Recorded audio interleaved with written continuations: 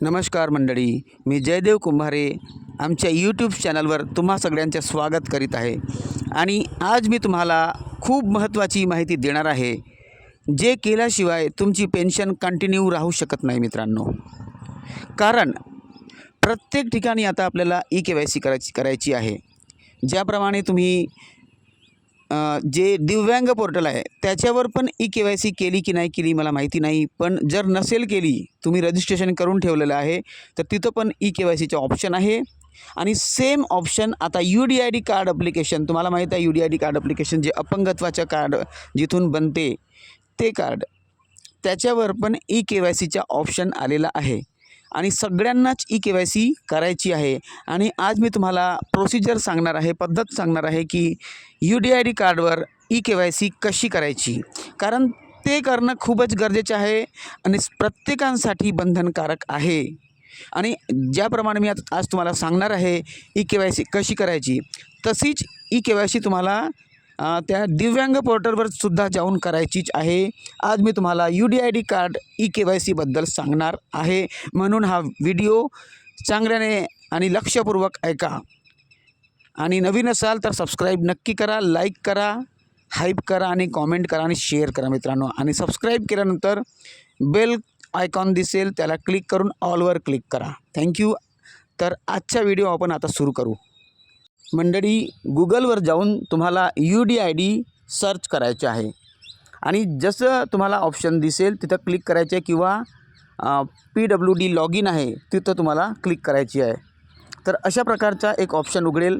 त्या ठिकाणी एक ऑप्शन असा पण आहे की आधार ई-के-वाय-सी माझ्या याच्यात दिसत ह्यासाठी नाही आहे मित्रांनो, कारण मी केलेली आहे आता थोड्या वेळा अगोदर।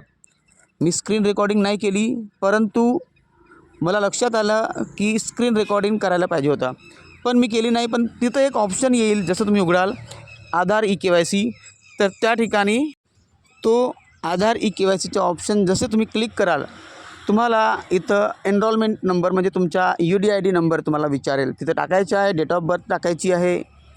आणि त्यानंतर तुम्हाला आधार ई-के-वाय-सीचा ऑप्शन दिसेल। मित्रांनो, ह्या ठिकाणी तुम्हाला आधार ई-के-वाय-सीचा ऑप्शन ह्यासाठी दिसत नाही आहे, कारण मी केलेलं आहे। ज्यांनी केलेलं आहे त्यांना हा ऑप्शन नाही आहे।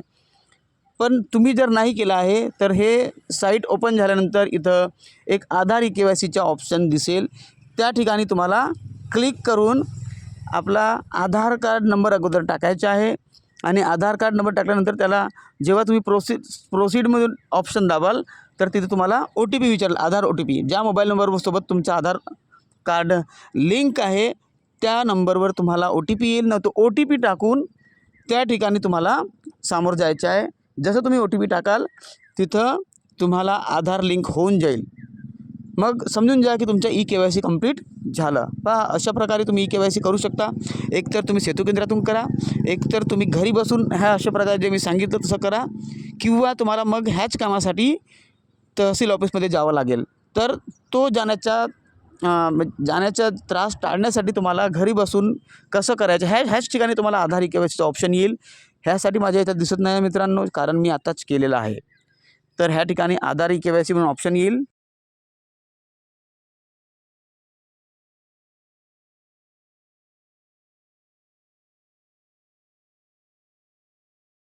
आणि जसं तुम्ही आपलं आधार कार्ड टाकून OTP तिथं घालाल आणि OTP झाल्यानंतर सक्सेस जेव्हा मेसेज येईल, समजून जायचं की तुम्हाला तुमचा आधार ई-के-वाय-सी झालेला आहे। पहा, UDID कार्डमध्ये असंच करायचं आहे। जो तुम्हाला जे आपलं अपंगत्वाचं जे मंत्रालय बनलं आहे, त्या मंत्रालयाच्या वेबसाईटवर जाऊन पण तुम्हाला असंच करायचं आहे मित्रांनो। तर म्हणून दिव्यांग मंत्रालयाच्या जे ॲप्लिकेशन आहे त्याच्यावर पण तसंच करायचं आहे। तुम्ही जर जसं केलं तर तुम्हाला ई-के-वाय-सी सक्सेसफुल म्हणून दिसेल, आणि त्याप्रमाणे समजून जा की तुमचा ई-के-वाय-सी झालेला आहे। तर तुम्हाला तहसीलमध्ये जाण्याची गरज नाही। Thank you for joining.